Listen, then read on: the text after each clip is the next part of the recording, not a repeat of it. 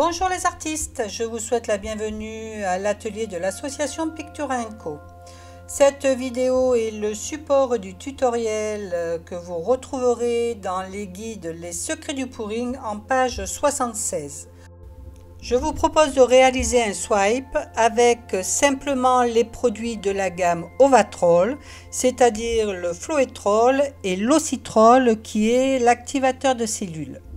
Bien évidemment, j'ai déjà préparé mes produits. Vous retrouverez tous les ratios et les mesures sur les guides. J'ai fait mes tests pour vérifier mes consistances et je peux maintenant me lancer. Pour réaliser ce swipe, je vais prendre une toile 20-20 et je vais utiliser ma tournette.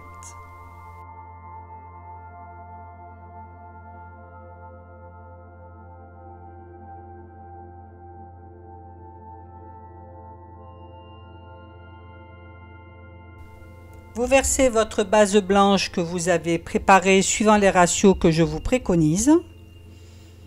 Si éventuellement vous avez des bulles, n'hésitez pas à passer le chalumeau comme je fais ici. Alors avec le Floetrol, on a rarement des bulles, mais bon, ça peut quand même arriver si on mélange un peu trop rapidement.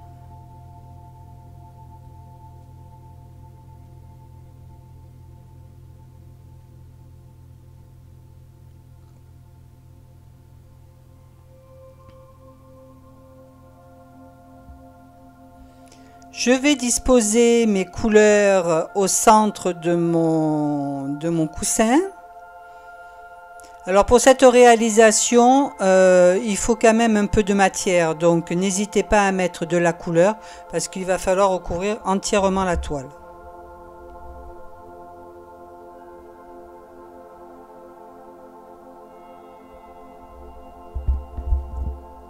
Pour cette réalisation, j'ai choisi de travailler avec les acryliques Bosnell, donc les acryles studio en jaune, violet, turquoise, orange, bleu et ocre.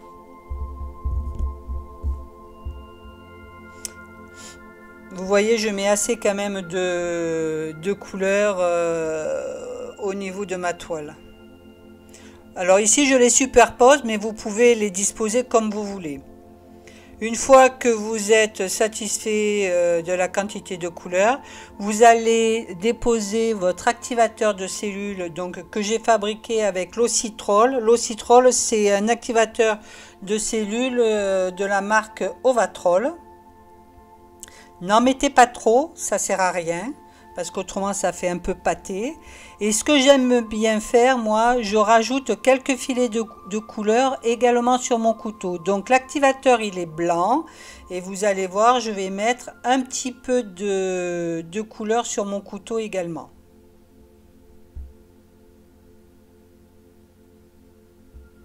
Donc je vais mettre un petit peu d'orange et un petit peu de bleu. Non, c'est même pas du orange, c'est de l'ocre que j'ai choisi. Et le but, c'est de faire une forme d'escargot en partant du centre. Donc, tant que votre forme n'est pas complètement fermée, vous ne soulevez pas votre couteau. C'est ce qui est le plus dur à faire, puisque nous avons souvent tendance à soulever le couteau avant d'avoir fermé complètement son cercle. Vous voyez là, il est bien fermé. Donc si vous avez un petit défaut au niveau du centre, là le centre il est parfait. Mais si éventuellement vous avez raté votre centre, vous pouvez soit venir le rectifier avec un couteau plus petit, soit vous pouvez éventuellement le réajuster avec une pointe, un cure-dent par exemple. Maintenant, je vais rajouter un petit peu de coussin autour de, de la réalisation, tout simplement pour éviter de trop déformer mes cellules. Parce que ça ne sert à rien de trop tourner, parce qu'on déforme trop les cellules, on les ouvre beaucoup trop.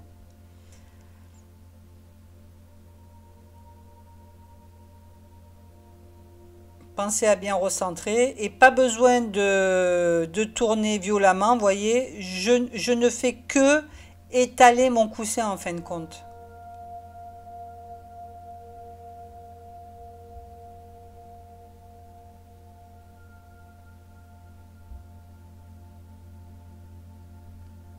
Les cellules s'ouvrent délicatement. Vérifiez que votre centre soit toujours bien au milieu de votre toile. Voilà, moi je pense que c'est pas mal. Je vais arrêter là. Je vais pas tourner plus, je crois.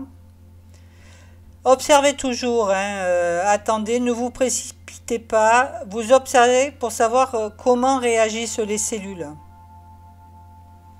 Si vous estimez qu'il en manque ou que c'est pas assez ouvert, ben vous repassez un coup de tournette.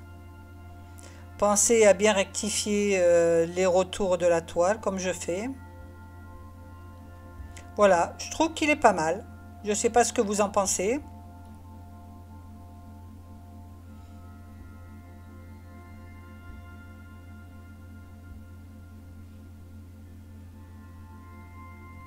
Voilà, j'espère que cette petite vidéo vous a plu.